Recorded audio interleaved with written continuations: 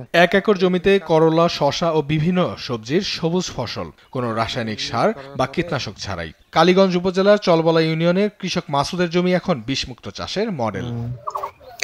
আগাছা দমনে মালচিং পদ্ধতি, পোকামাকড় দমনে ফোরমন ফাঁদ আর সবার জন্য রয়েছে হাত ধোয়া ও মাস্ক বাধ্যতামূলক। কৃষকরা বলছে খরচ কিছুটা বেশি হলেও খাবার নিরাপদ হচ্ছে।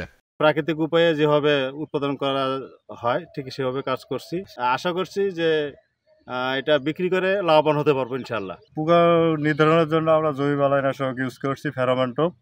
তাতে আমাদের মোটামুটি আপনার ফলন ভালো আছে। যেহেতু কীটনাশক মুক্ত খাবার উৎপাদন করতেছি আমরা, এজন্য কেয়ারফুললি আমাদের সবগুলো কাজবাজ করতে হয়।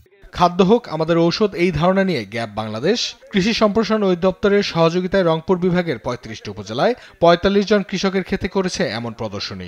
সংশ্লিষ্টরা বলছে 2028 সালের মধ্যে 3 লাখ হেক্টর জমিতে নিরাপদ সবজি ও ফসল উৎপাদন নিশ্চিত করার লক্ষ্য নির্ধারণ করেছে তারা।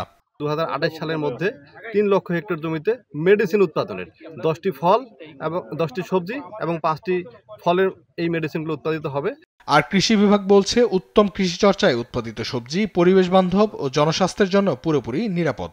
নিঃসন্দেহে এটা আমাদের পরিবেশ বান্ধব, জনস্বাস্থ্যের জন্য একবারে ঝুঁকিহীন উত্তম একটা আমাদের প্রদর্শনী। এদিকে জেলা প্রশাসক বলছে বিষমুক্ত এই খাদ্য ব্যবস্থাকে এগিয়ে নিতে হলে সবার সমন্বিত সহযোগিতার প্রয়োজন। জিনিস যেটা ভালো দাম তার একটু বেশি, ওই জিনিসটা ভালো, এটা যদি মানুষকে বোঝানো যায় তাহলে মানুষ অবশ্যই এটা কিনবেন এবং এই দায়িত্বটা আপনার আমার সকলের। নিরাপদ খাবার চাহিদা বাড়ছে, এমন উদ্যোগে প্রান্তিক কৃষকরা সহায়তা পেলে বিষমুক্ত চাষ হবে স্বাস্থ্যকর জীবনের ভবিষ্যতের পথ। নিউজ ডেস্ক, দেশ টিভি।